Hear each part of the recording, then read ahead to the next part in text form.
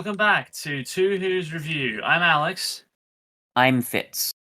and today we are continuing our analysis of Series 15. Today we will be reviewing the Interstellar Song Contest, Woo! an episode that at least I thought would be the light one. Oh, look at this! This is going to be just the funny one. That's the one that's not going to be too serious. It's just a bunch of funny music. It's not going to But be instead, anything what do we A, get? serious or B, crucial to the story.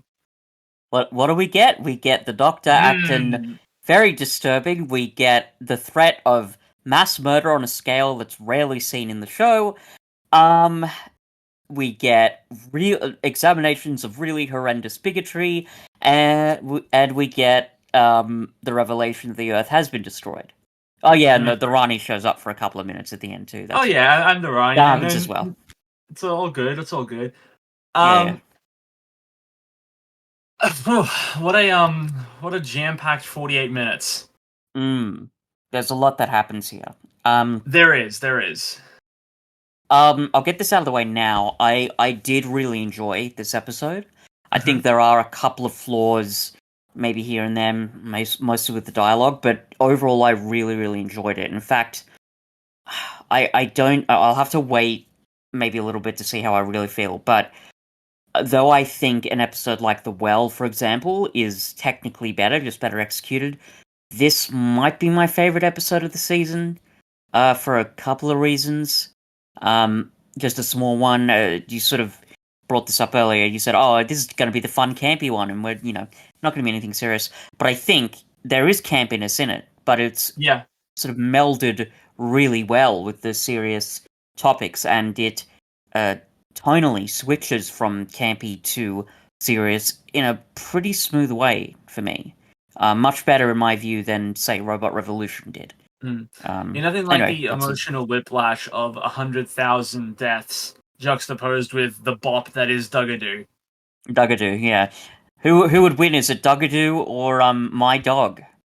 One, to be fair, is made by the Beatles, so apparently. What? Well, there it is. So yes, we have this really unique premise for a story. We have the Interstellar Song Contest clearly taking off from Eurovision. I do like how in this world it's like, oh, the Earth was destroyed. What's the best way we can memorialize it? Singing! This is how we will remember the Earth. And it's fitting, I guess,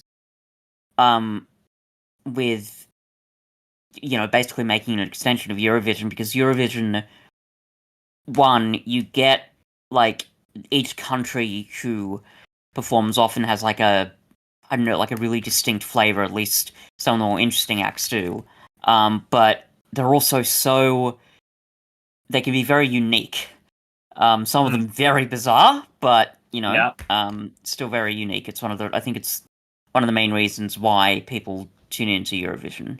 Because, over the years there's been some wild cards, let's put it that way. I tell you what I really like about this as a premise for this world, though. It's a corner of the universe that we've never seen, and yet it just feels so intrinsically Doctor Who. Yeah. It's such, I think it's part of it is like the boldness, right? Like, we're just kind of dropped into this world, and we have to really accept a lot of things very quickly, as Doctor Who is wont to do. Yeah. But it's that ability to take something that is pretty campy, because let's be honest, there's a lot of camp in Eurovision. But to put a lot of effort and thought into it. I actually really appreciate the montage near the beginning where we see all the, tech being set up to broadcast the show, because it just gives it a really sort of a strong flavor. Because when we see all those characters taking it really seriously, it's like, oh, this is a thing, right? This isn't just funny song contest with Dugadoo and weird little little bops, Mhm. little tunes. It's it feels like a world that's quite lived in, I think is a good way to describe it. Yeah, and even just like the design of the space station, this Mm. massive like the massive arena with the bubble dome project, like stars coming Yeah, through. yeah. It's very uh, there's a part of it that feels kind of out of the Moffat era in that way, I and can I I can don't. see that. Yeah, it's weird to say that because like I don't think that Moffat ever went camp like this. He tried to go really serious with it. Um, To be for the fair, most part. there are a lot of sort of, in my view, kind of ridiculous and semi-campy Well, moments yes, in Doctor Who, but not on the broader scale of like a whole concept and a world yeah, um that's done like this. But I think, as I said, like it is that great combination of yes, camp, and clearly Juno Dawson is embracing it, but even in sort of the sillier moments, and it's taken seriously enough so that yes, we are kind of forced to take it seriously. and it doesn't. It's a sorry, yeah, go ahead. Well, I was gonna say it doesn't take too long for the bait and switch to come. It's like what 10 minutes in that we start getting this espionage like terrorism plot Yeah. of hack like taking Mm. control over the spaceship with these droids.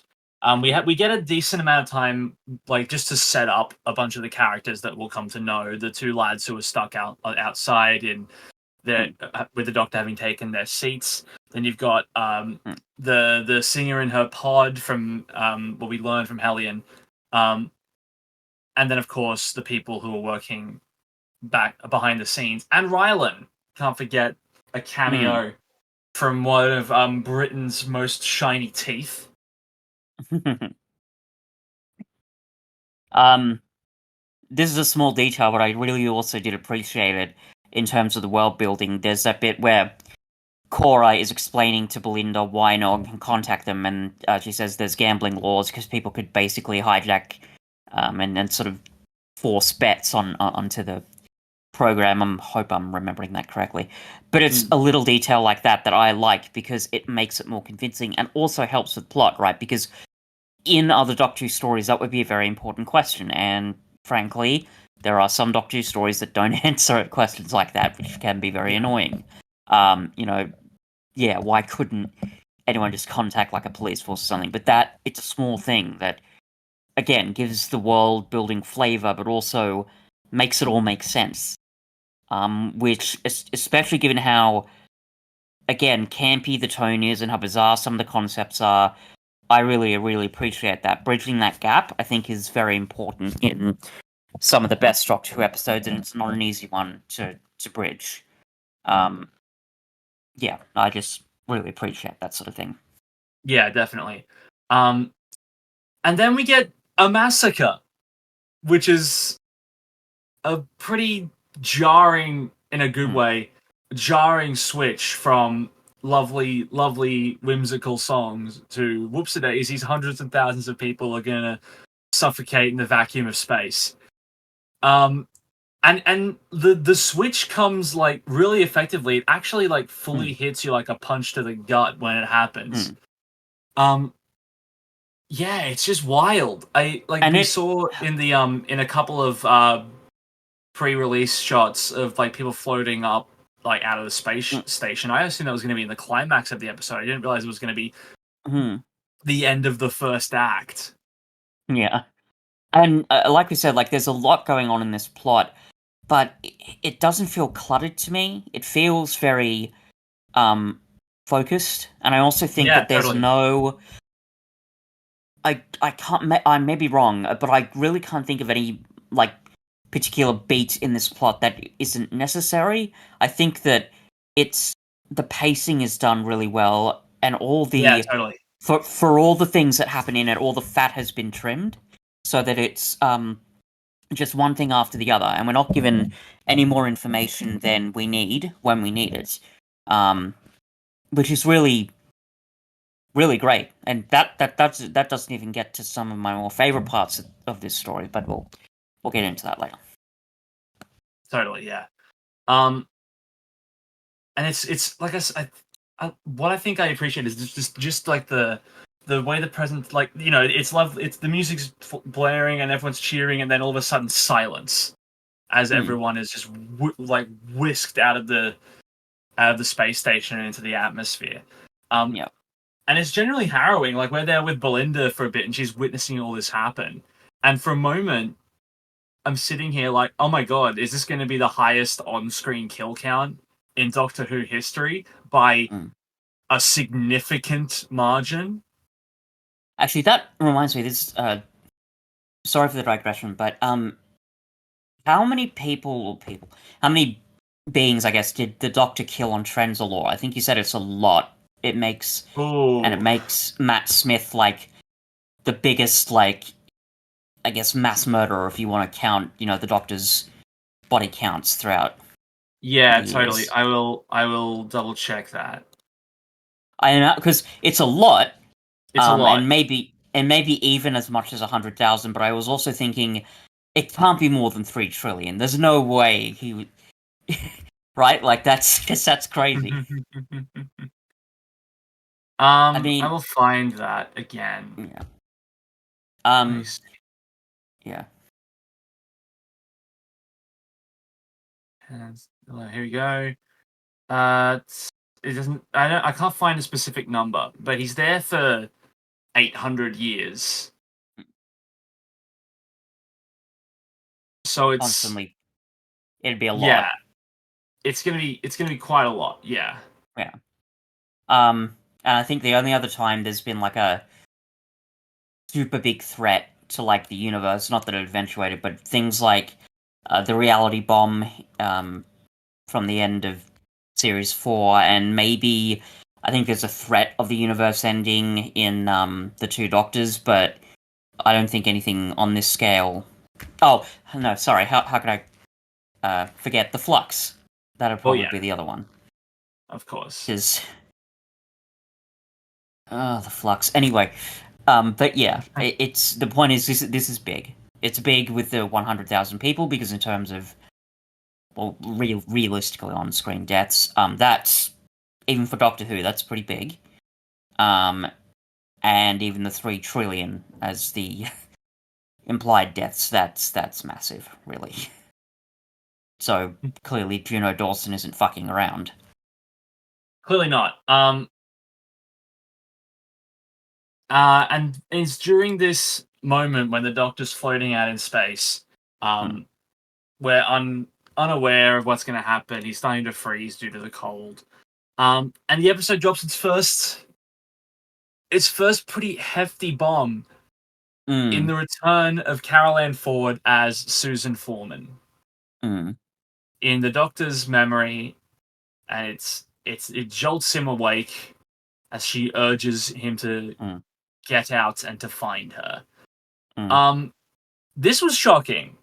This was a genuine Yeah. surprise. Um, Obviously we've had a few references to Susan in this era already. The first of which came Mm, in the Devil's Cord when the Doctor talks mm, about Susan, and then of course Susan was used as a bait and switch to lead into the Sutek reveal. There was a yeah. brief moment when the show was setting us up to believe that Susan Triad was Mm, Susan Foreman. But here she is, back again. And she appears a couple of more times throughout the story when the yeah. Doctor starts to go darker. And it's again like after the initial shock, it's pretty huge. This means that Yeah, yeah. she takes over Ian Chesterton's record from Power of the Doctor, and she now has the record for uh Mm, longest playing the same character or whatever that record was that he set in Power of the Doctor.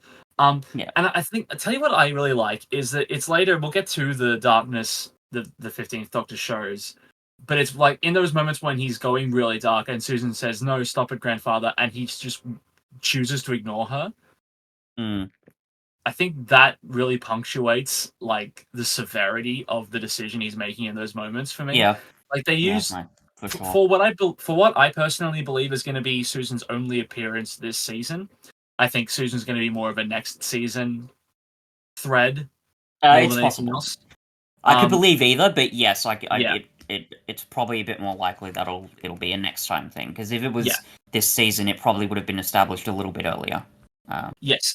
But even if this is the only time she's used this season, she's used pretty effectively. Yes, for sure. And the interesting thing is, like, given it's Doctor Who and how bizarre the show is, her appearance, it could be any number of things. It could literally be Yes. Susan psychically talking to the Doctor, or I think, for the moment at least, this is more likely.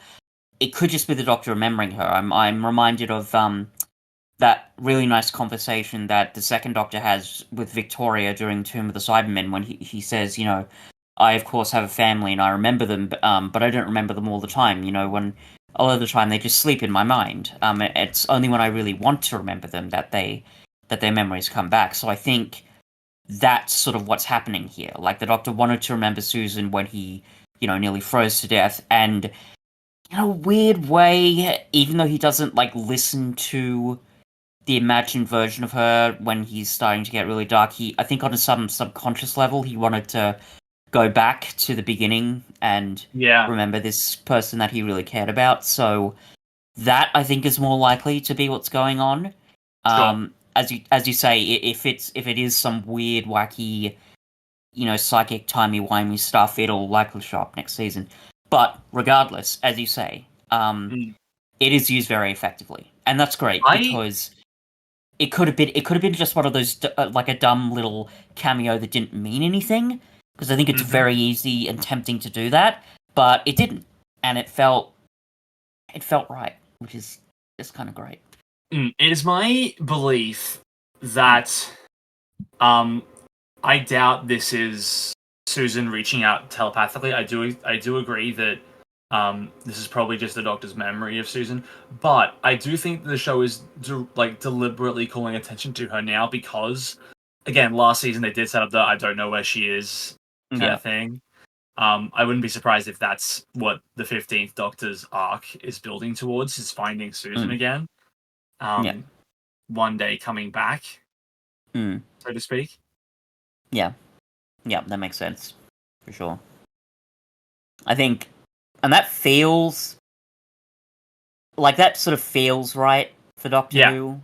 I mean, I know that I totally. don't know, Yeah. maybe that sounds obvious, but it just like when you look back at that scene at the end of Dalek Invasion of Earth, where he's making that very sentimental speech, I assumed that they were intending for Susan to return, you know, in some way, and not even just in the way that she does in, you know, the Five Doctors.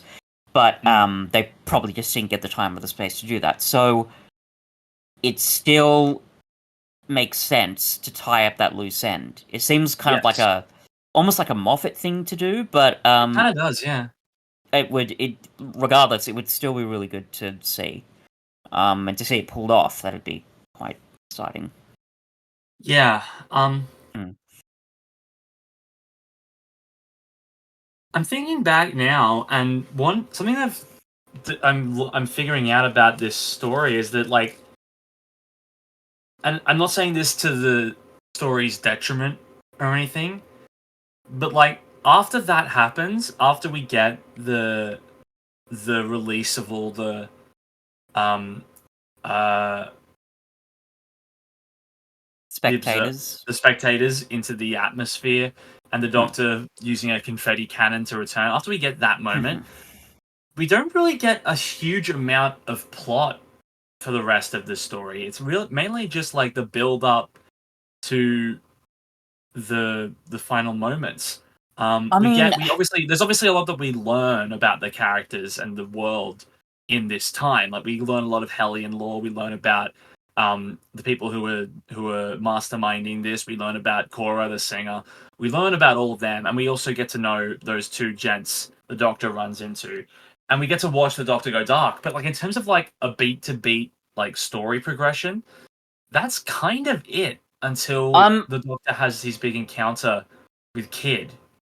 I suppose. I think there's a Everything else is little. really just there for like character stuff, which Yeah, I'm but not saying is a bad thing. It's a really no, no, good no, thing. no, for sure. This is a very character-driven story, and I think Yeah. um, in a series like Doctor Who, where the plot can often be emphasized, even sometimes maybe a bit too much, it is a welcome change of pace. I will say though, I think there is a little bit more going on with the plot than you may be giving it credit for. Not by Huh? much, but a Yeah, little sure. bit. In particular, with the Doctor and the two.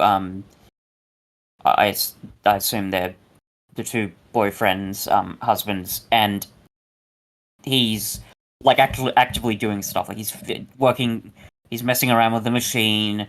I love that bit when he's trying to fix it, and he's got these two guards coming up behind him, and then almost absentmindedly he blows their heads up with the sonic. So there are little things like that happening Mm-hmm. throughout the plot. Sure. Yeah. So Yeah. I think there's again maybe a bit more than you may have given it credit for, but you're right to say um, it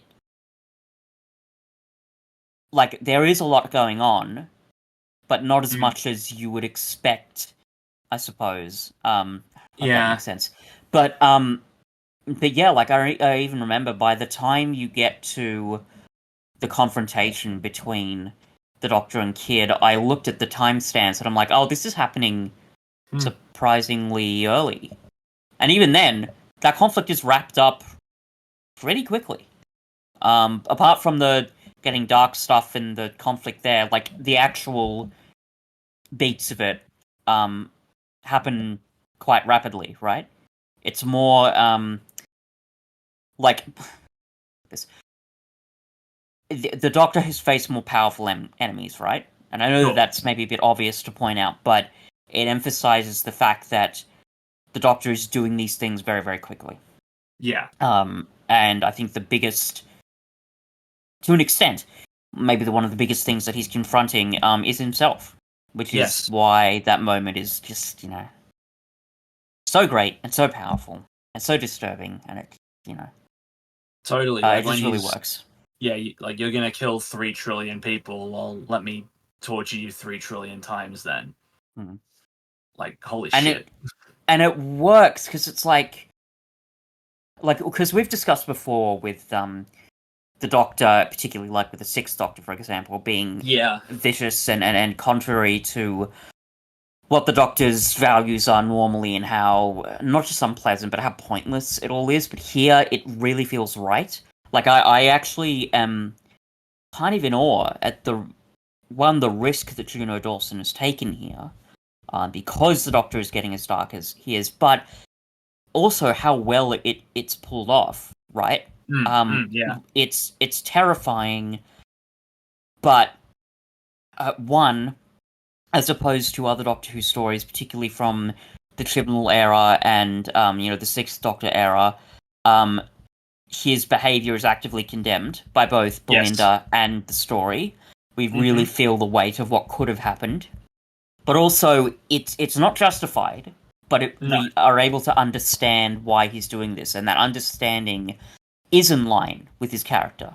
And the fact that he is able to acknowledge that at the end by saying, yeah, he basically says that, yeah, that really triggered me because I lost my entire species.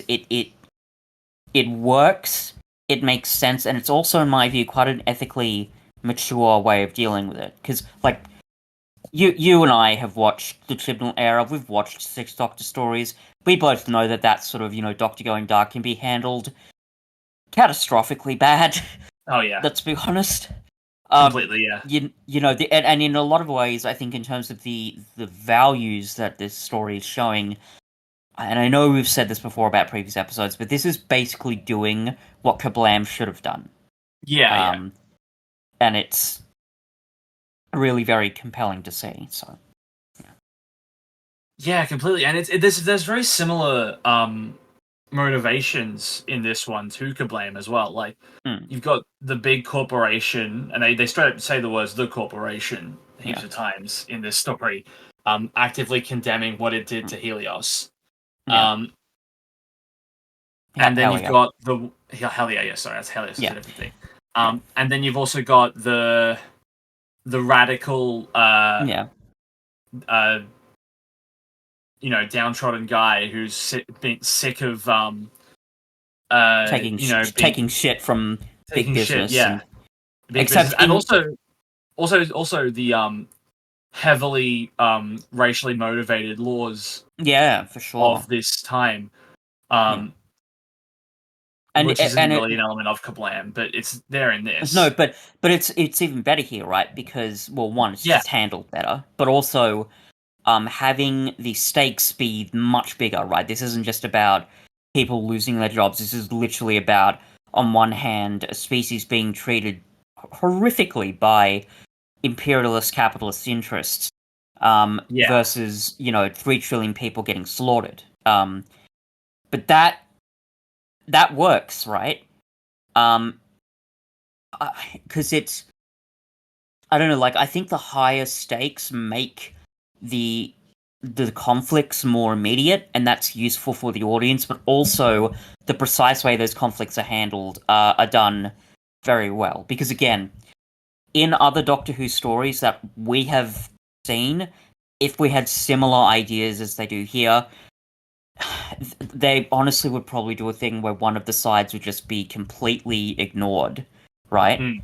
And God, how bad would that be, right? Like, I mean, again, I know we keep saying this, but just to take it back to Kablam, the fact that the Doctor, to an extent, and the episode really Yeah. tells that revolutionary guy, hey, your values we don't care about, so we're gonna make you this mass murderer. And by the way, fuck you, you're gonna do what the corporation says because they're actually the good guys. There's none of that here, and thank fuck for that, because I just there and I realize that like I'm saying all this stuff by comparison, but even beyond comparison, I really do appreciate how ethically mature this story is, Mm. and how it's able to generate empathy for all of its characters. I think it would have been nice if there was like a clear condemnation of the corporation from our main characters as well, because like that's the one thing that I feel Yeah, like by the end of the yeah, story, we get Cora singing in the Interstellar Song Contest, which is something that Hellions were not allowed to do. yeah, So she breaks through that mold, and the audience yeah, recognizes her as she yeah, is, and the Hellions for as they are. Right? That's what the end yeah, of the story is trying to do, essentially, and that yeah, moment is fairly decent and effective in what it does. However, there's no in that moment, the corporation is still profiting from the Interstellar Song Contest. yeah, good point. There's like Yeah, she speaks out against the corporation, Cora, in that final moment. Um, but like but there it is no still goes like on as far as we know. it still goes on exactly, and Yeah, for all we know, like the corporation, as soon as she mentions that, is able to like censor mm, her broadcast and not let the yeah, song or run. Like do there's no do anything. I mean, exactly no, it's a yeah. good Like there's point. we there's no for also like we don't see what happens immediately after that. Maybe like security swarms the building Yeah, and it arrests comes her. in and Like there's no moment of the or doctor just or being cuts like, cuts the sound out of the recording. Like like what happened. We didn't get it in Australia, but in America during the Oscars confrontation between Chris Rock and Will Smith, they cut the audio. yeah, I don't mm, know if you do that, but anyway, um, but yeah, you're right. The corporation could have technically done anything, and look, you could argue in a way having the idea of not knowing how the story ends, there could be some thematic complexity there. Because I'm also reminded of what the Doctor said when in Lux, where he said that I basically just try to help all these planets and hope that they work their way through their problems. Um, yeah, that's a nice idea yeah. theoretically, but um, the When has the fact that history of the universe ever worked out in the that way that way? Yeah, exactly. yeah at the but the fact that it's that we don't see a conclusion, or at least a really strong indicator that things are like a definite indicator that the main characters are able to acknowledge that shows things are heading in the right direction. Yeah, it's not that is a problem. Yeah. The only counter I will say to that, and I mainly noticed this when I watched it the second time, um, I did it today. Um, there's one shot where the doctor's looking at Cora, watching the performance, and maybe I'm interpreting too much into this, but he just the look on his face.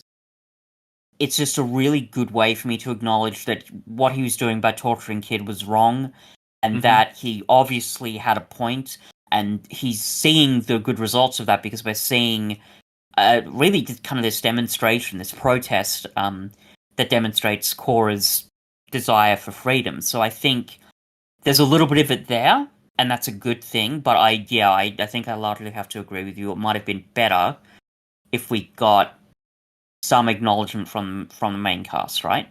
Because Yeah. even Well, even if the we don't doctor. see how it Mm. ends, as long as the Doctor and Belinda are saying, "Oh yes, this well, there's a reason why Kid felt the way he did." Well, yeah, Yeah, because like the acknowledgement of that isn't really the issue. The issue is mm, the corporation is still has seen it's no still there. negative impact. Yeah, they still have had no negative consequences to the complete destruction Of a home of world and the uh, subjugation of its people and the the stealing of its genocide that they did. resources.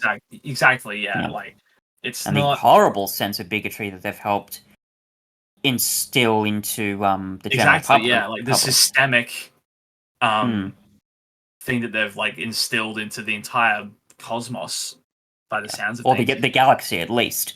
Yeah, exactly. Yeah. So it's yeah, I think I agree. It would have been better to see some kind of, or at least a promise of the dismantling of that system, but we just didn't quite quite get there. So yeah, I will agree that does knock it down a bit. I think I will say though, um, I like the fact that we're shown one solution to this problem, which is mass murder on a horrifying scale. Yeah. And while the core emotions and the justifiable hatred and you know the hatred of the bigoted system, while that is made very understandable to a really good degree, what I really like about Cora's song is it demonstrates, certainly in my opinion, what it's certainly one of the best ways, maybe the best way of trying to sorry, I have to catch my words here, trying to pursue institutional change, which is through passionate protest. Because let's be clear, that's what that song did, right? To an Yeah. audience of 3 trillion people, theoretically, um, it's trying to change people's minds, trying to show them that this species are you know deserve to be treated with respect and dignity in a powerful way using the art form of music. And I really appreciate that, especially when it's compared to the mass murder option that we see here. Um, as you say, granted, we don't know how that story ends, and as you say, it's certainly possible that security just whisks Cora off and I don't know, has a sent to prison or something like that. But the Yeah. fact that we're given these two contrasts and they're shown, it's hard to describe. They're both given a lot of weight, but it's not one of Yeah. those situations where it's like, oh well, I guess both sides, Hmm. are absolutely right. No, it's just saying that there are understandable motivations for both, but ultimately, you know, it'd be good to not go down the path where we slaughter 3 trillion people. So if that, I hope that all makes sense. Well, I also something else that is a sticking point for me. Like kids' motivations are clear, and when he's Yeah, detailing his plan and why he's doing it, it's like, well, you're clearly like going way too far, but I get yeah, it. Like I yeah, understand yeah, what for he's sure. doing. The only sticking point I have is he clearly has not thought this whole thing through. because if the corporation has as much power as it's demonstrated in this that they clearly do, they can absolutely spin this in order to be Yeah, like, because oh no, this wasn't our fault. This was kids' fault. This was the Hellion. The Hellion killed 3 trillion people. We well, were right to hate these guys. yeah, well, yeah, because that's part of his thing, isn't it? He says he wants to base, like, he's obviously the massacre of 3 trillion people is part of it, but the other part is he wants to basically blame it on the corporation. And the odd thing is, like, it's sort of implied on how that would work, but it's never really explained. Like, is the idea just, oh, there was a malfunction on the space station because, it's not like people from Helia have any power, so clearly the corporation's responsible, but, we know living in our modern day that, stories get leaked and, like, it Yeah, doesn't totally. quite make 100% sense.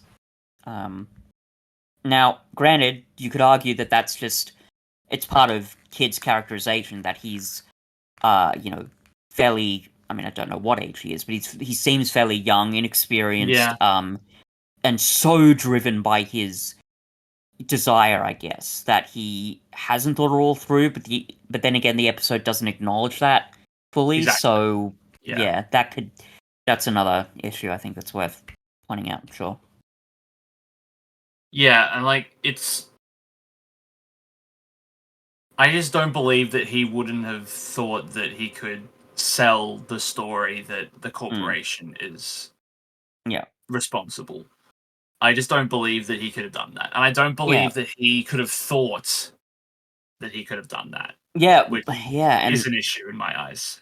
I mean, and again, right, like his desire obviously is to massacre these people, and you Yeah. could argue maybe that's just the only thing he cares about, and he's just pretending to care about the PR basically, and the Doctor almost sort of implies it at the end, but you still have to go through a couple of leaps to get there, right? Like it's not impossible, but we still need a bit more context into his psyche, I think, to really fit these puzzle pieces together.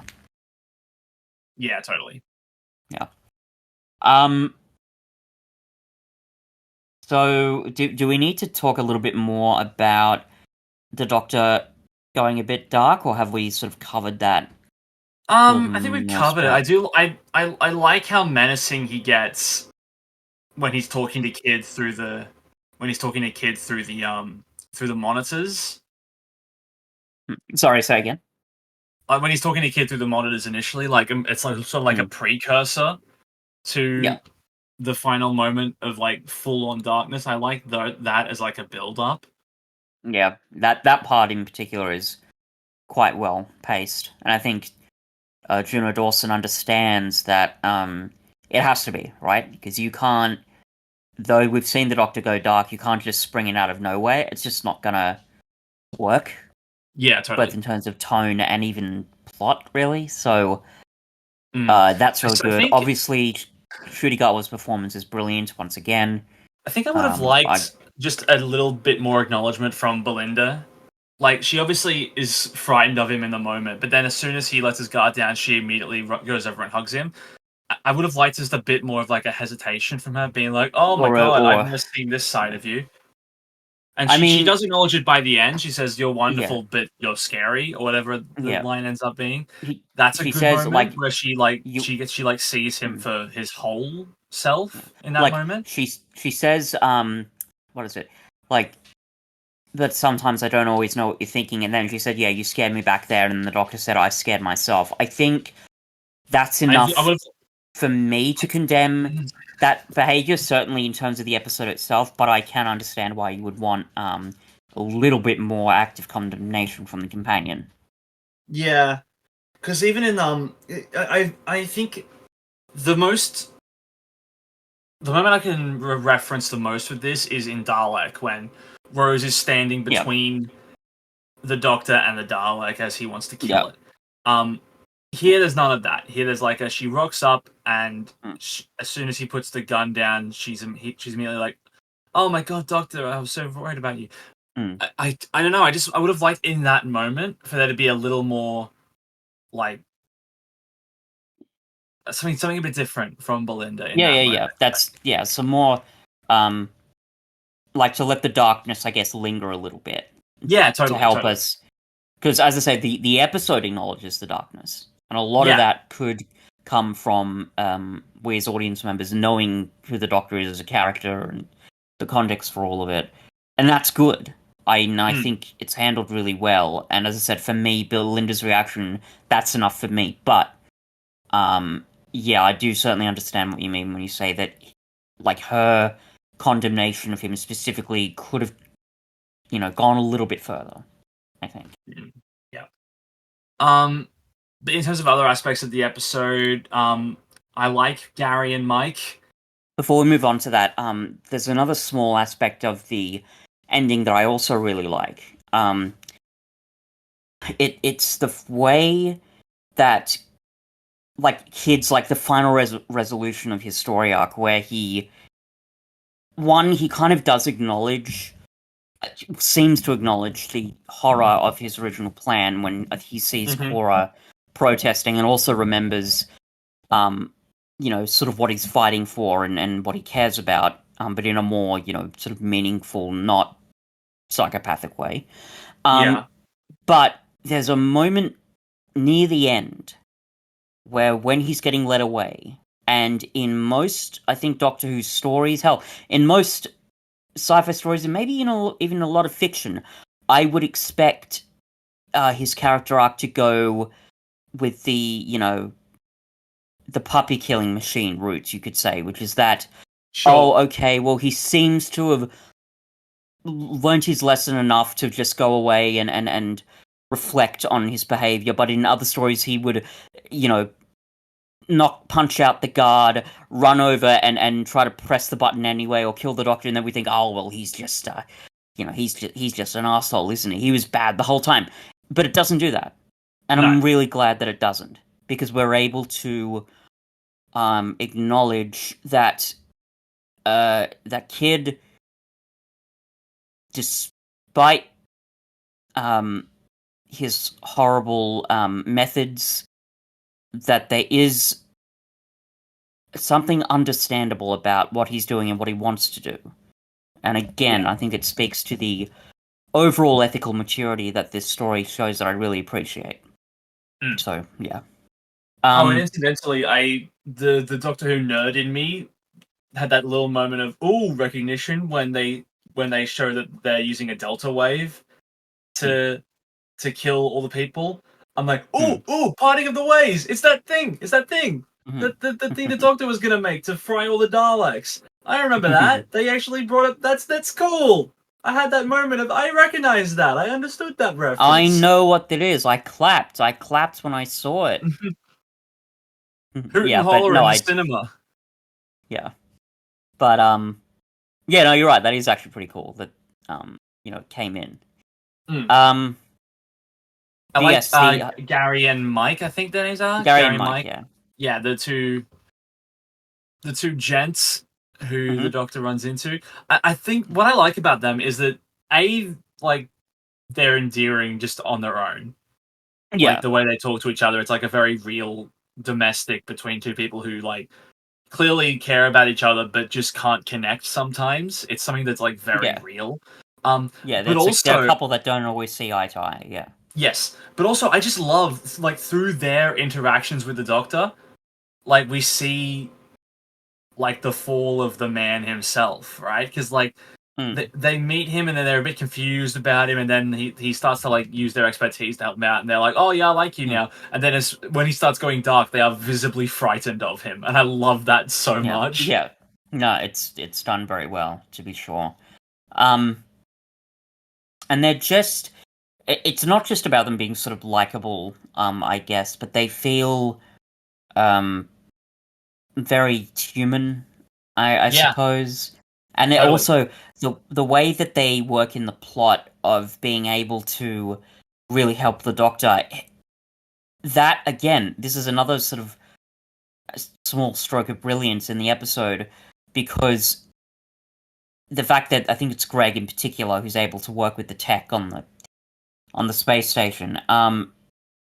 In another story, that could have come across as really contrived because you may think, oh well, how convenient, he knows how all the technology works, but it's baked into his characterization why he understands that Yes. much because he did work on the space station, and that's why he's so annoyed that his seat got taken.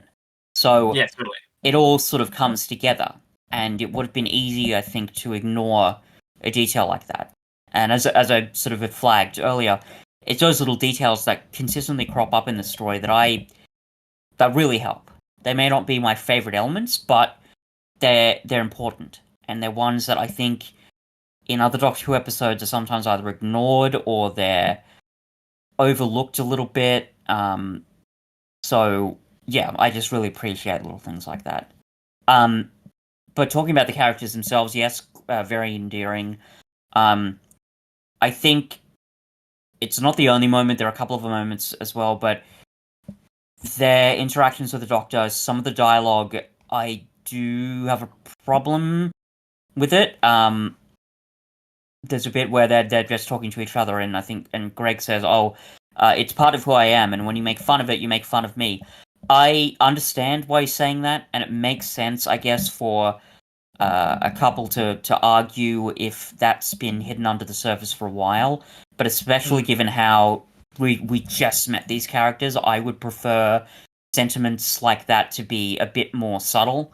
I'd prefer not to have to be actively told that this is what Mike is doing. I want to be shown it a bit more. I don't know. Like, So unlike a lot of other expositional dialogue like that, I've genuinely heard heaps of people say that exact sentence before. Like, it's dialogue that people say in the real world, so it doesn't really stick out to me as like, oh man, why can't they try and like play it off like real people? It's like, well, they are. That's what they're doing.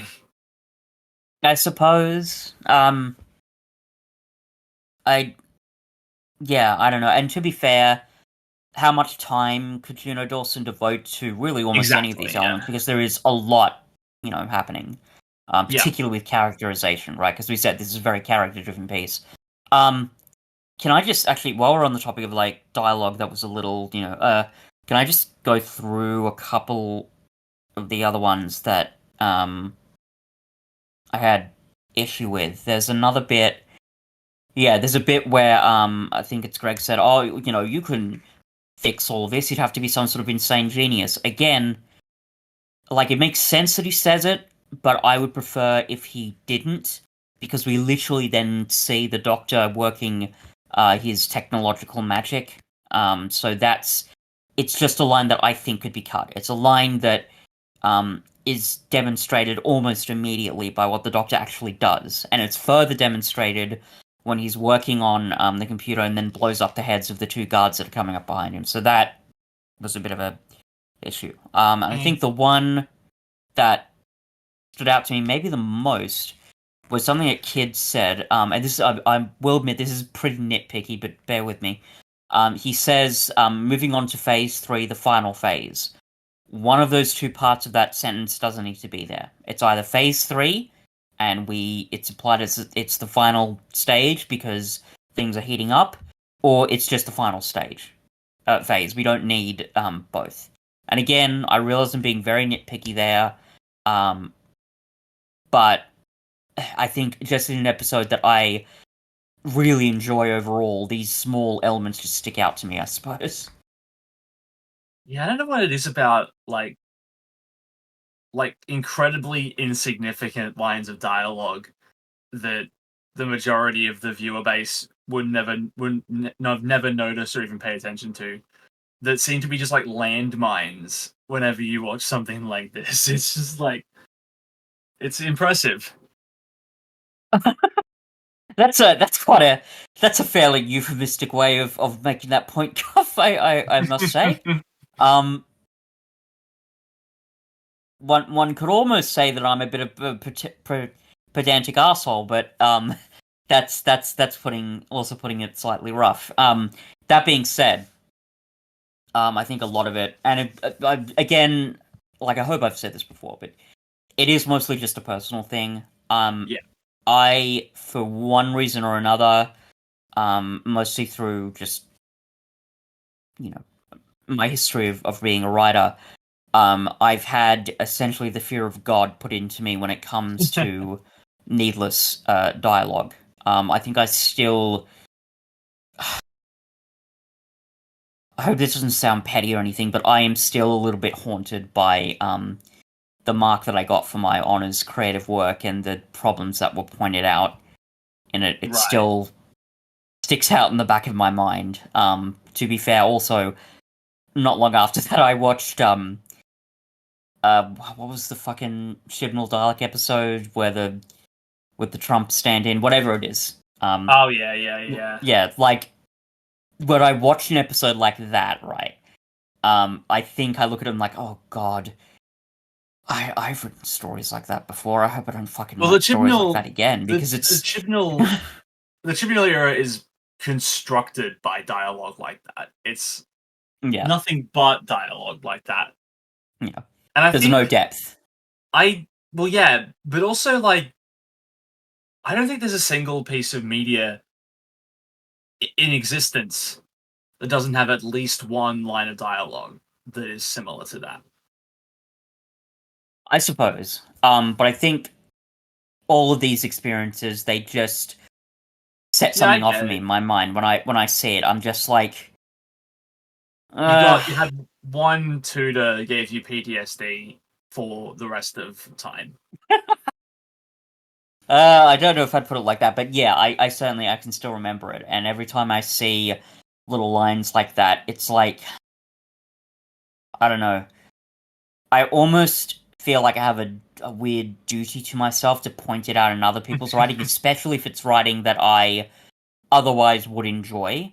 Because I Sure, almost feel like I'm not doing my job of critiquing it properly. And then there's the greater fear of, oh god, what if I write something and some of the dialogue there is terrible, and I have to then live with that. Anyway, that's again, as I said, that's all very personal stuff. sure. But that's why these things Okay. sort of stick out.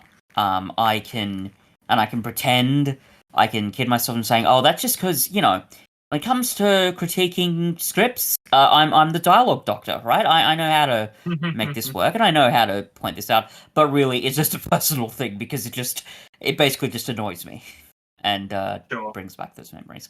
Anyway, pardon me for that digression. That was a bit It's all much. good. We But have a yeah, Cora is another one of our central characters for this story. yeah, who I very Um, much like. yes, she claims to be from Tryon, which is the planet that Turlo comes from. Um, in the classic series, but she is a Hellion. I was actually not aware of that. That's interesting. Hmm. Another She's a callback. Hellion, and she is part Mm, of the greater themes of the story that she feels like she mm, needs to hide who she is in order to yeah, be accepted. It's incredibly relevant and yeah, and I incredibly think, moving. and the image, the symbol of her shaving her horns is just like that is very powerful, and I don't think, and it's true. I think with a lot of this episode, I don't even know if you necessarily literally have to say it's an allegory for any one specific thing, but it's just such a good allusion um to bigotry in general and the sacrifices that people who are oppressed have to make in these horrible systems. So Mm. yeah, it's just really done well, I think. Yeah, and we also get like a prime example of the systemic bigotry that invades this world when Yeah, one of her uh one of her closest chums, Len, who has been working with her through with the music and stuff, immediately turns on her when he learns who she mm. is. And it's like, I oh gee, I wonder if there are any parallels to the real yeah. world that it can come from that kind How of dare thing. you, Cora, for lying to me? Yeah, Yeah. exactly. Um, Yeah, like it's so I was real. wondering, is he like her manager or something? I don't know where I'm getting that from, but either way, like as you say, a friend, a co-worker, I suppose, who's just turned heel immediately, and it is quite disturbing. And also even little things, right? I think it's who says it? I think it's Greg who might have said that. Oh yeah, they're a terrible species. They destroyed their own planet, and they're cannibals, and they practice They practice witchcraft or something. witchcraft. And I'm like, wow, oof.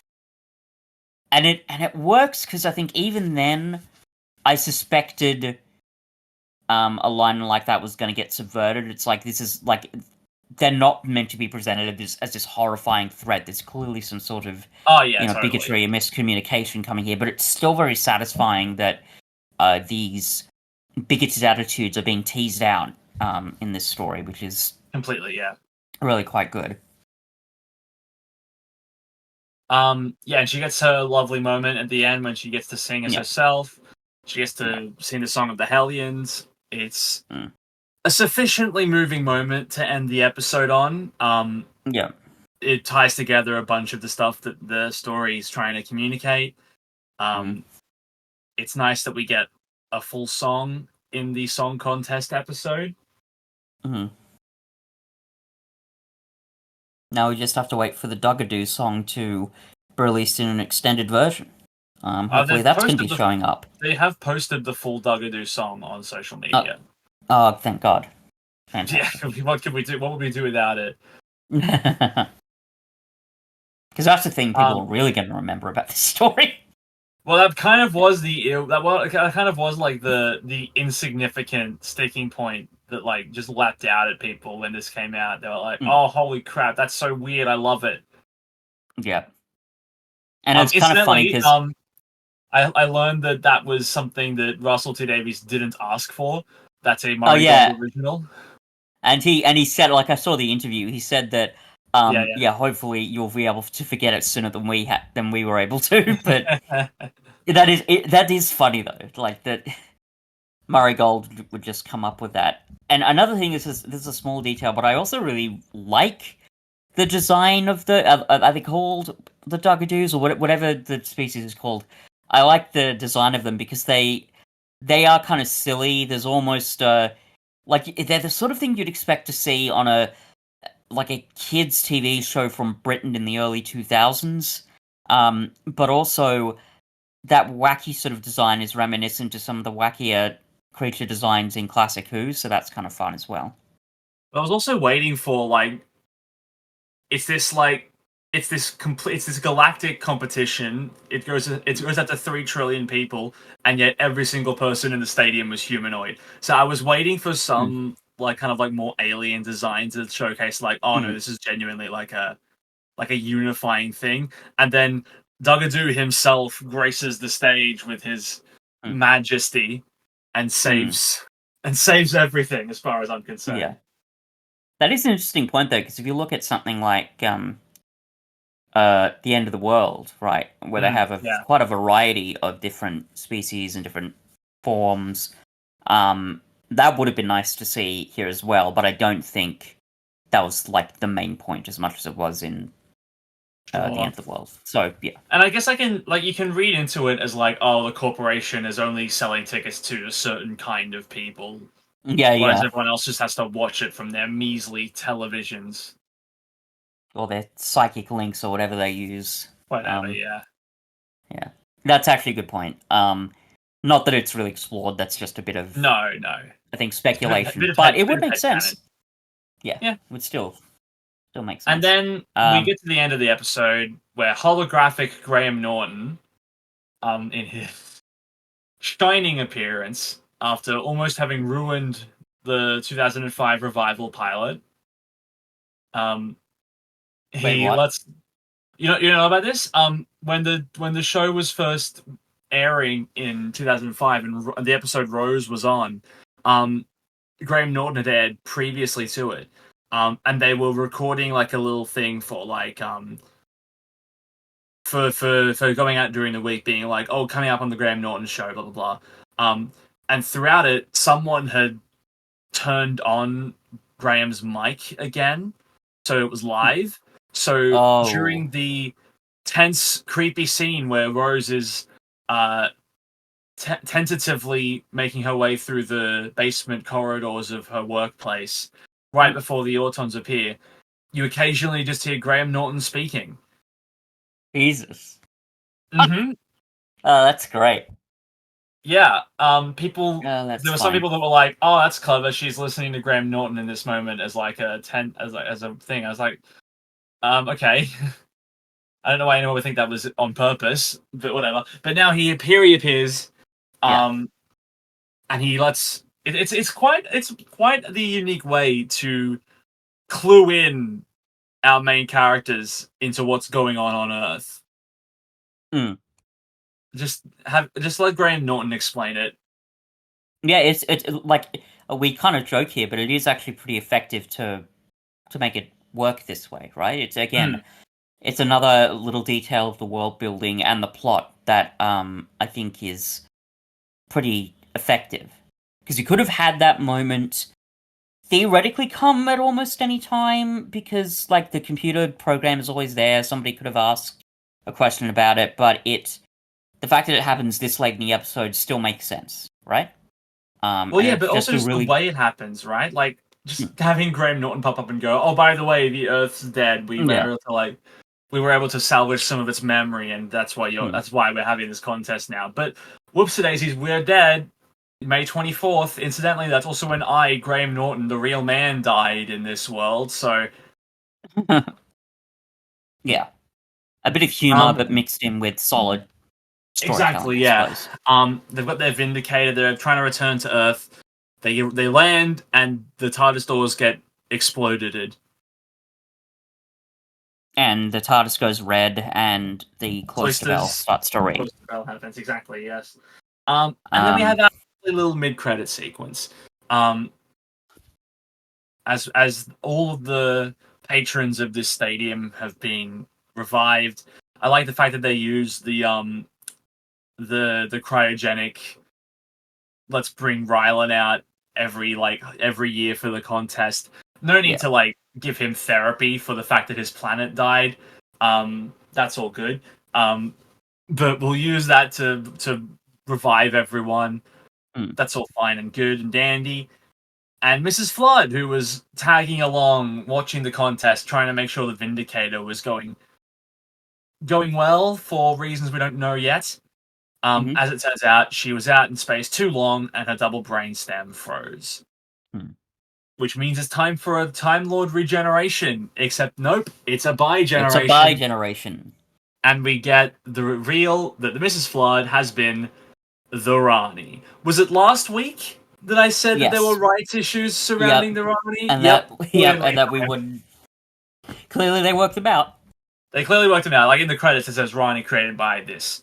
They've clearly done a Yeah. Terry Nations estate kind of similar deal with the Yeah. Rani. Um, but here it is. It's the Rani. And what a surprise, because I don't think like I think probably people have speculated that Rani could come back at certain points, Yeah. but it still feels unexpected. It never Um felt that realistic that it was going to yeah. happen. It always just felt like at this point in Revival Who, if you're Mm. going to use an evil Time Lord, you use the Master. It Yeah. never felt like the Rani really had a place in modern Who, especially Yeah. considering that Gallifrey has been through two genocides Yeah. in the last And 20 also years. I mean, this is like a I don't know, more of a surface level thing, but we've already Yeah, had Missy, right? So we have, that's yeah, you know fairly slightly familiar. I think indeed. it. Oh God, I'll what tell you was I what going to makes it say? different for me, and I'll tell you Yeah. what Yeah. makes it feel a lot more interesting. Hmm. Just the very nature of the bi generation. Um, Mm. and I hope that the upcoming episodes explore this dynamic to the Yeah, I fullest. hope so But too. because we now have two versions of the same character, and for the first time, one of them is like truly subservient to the other, Mm. that's a fun dynamic. Where we've Yeah. got a Well. Rani in Mrs. Flood and Mm. the Rani, the definitive article. Yeah. And like the Rani is clearly looking down her nose at Mrs. Flood, going, "You are Mm. inferior. I am the Rani." And Mrs. Flood's there going, "Yes, yes, I am inferior. Thank you for that."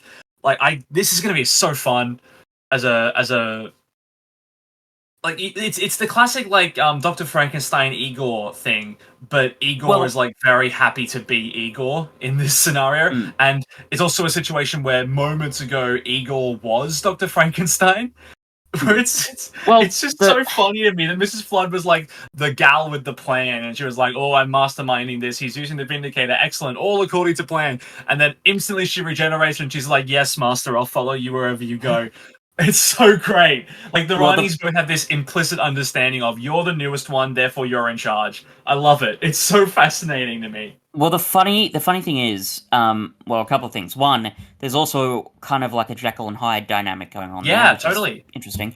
But also, and I granted don't remember that too much about this story, but in Mark of the Rani, which is the first time that she showed up, the Master's in it. But one of the Yeah, complaints I've heard about that story is the Master is just kind of playing second fiddle to the Rani, and in a very got it. kind of weak-willed, subservient way, but not in an effective way. Like it's comedic, but it's not trying to be. He's just kind of a Right. hanger-on that's just doing stuff, and so I don't know. I don't know whether that's like a deliberate thing to kind of subvert that old dynamic by making it more self-aware, I suppose. But it is Maybe. still interesting. And like you say, you point out the comedy of it, and it's obviously there. But won't it be interesting if, there is some dissension in the ranks, and Mm. Mrs. Flood realizes, oh, yes, this person is me, but they are part of me that I don't like, and they're treating me, like, personally, really badly. I think either way, whether it goes comedic or serious, it will still be an interesting dynamic to unpack. So yeah. I want I to talk think it's. about. Oh, Oh, sorry. Go sorry. ahead. Just real quick. I am just like I've known the Ranis into existence in this show for some time, and like I'm excited to get to know them. Hmm. Like this is a character that's been a part of the canon for 40 years or so, and Oh I've just never boy. touched them. You And like, from know. what I've heard, her stories aren't amazing. You know what we're doing.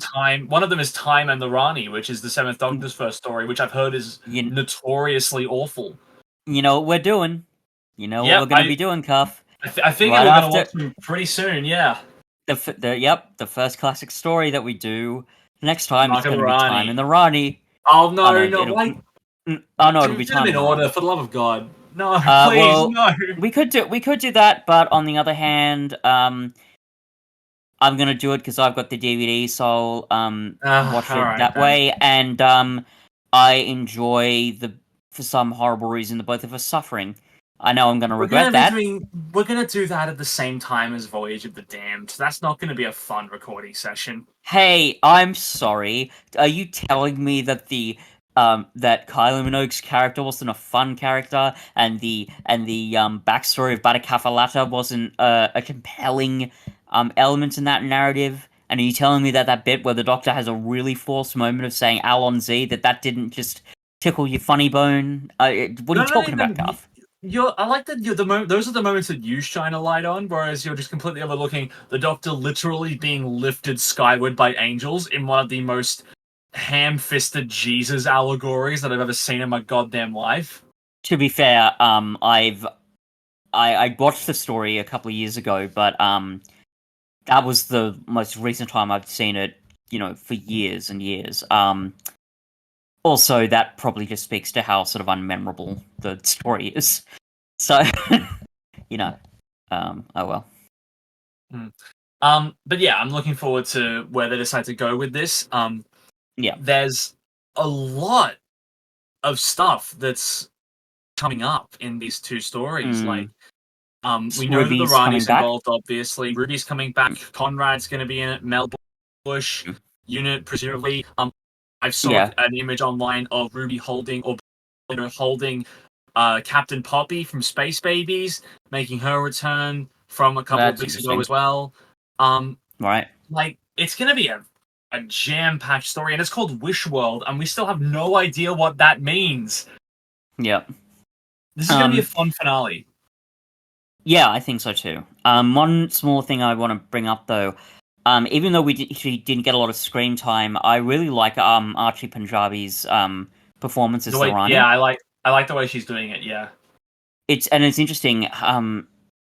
I think because when we looked at the giggle, I think you said that among other things, MPH was channeling some Michael Goff in there. Now, I frankly still disagree with that a bit, but with this Mhm. performance, it feels pretty unique, but I can also really see the influence of Kate O'Mara's performance Mm. as the original Rani. So I just think that's just very interesting, and it's also done with a lot of um, sort of bravado and well, not bravado. What's the word? Confidence, I suppose. Yeah, confidence. It feels it just feels like this is going to be a really good performance. Yeah, Um, totally. and another thing I'll also bring up is I made the Missy comparison earlier. Yeah. There's a risk, I think, with the Rani, particularly when comparing her to Missy, but also just Mm. generally comparing her to the Master, for them to be too similar, right? And I think, in a way, maybe that was one of the problems with the Mark of the Rani, right? We've got this is very simplistic, but maybe people thought that, oh, we've got the Master, and then we've got like a female version of the Master, right? So there was maybe a Yeah. clash there.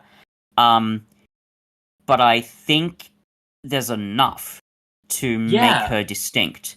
Because Well, even so because with even with this scene and with previous incarnations, yeah, maybe there are some similarities to the Master because they, rogue Time Lords are villains and they've got kind of a snarky, sort of almost wily streak about them.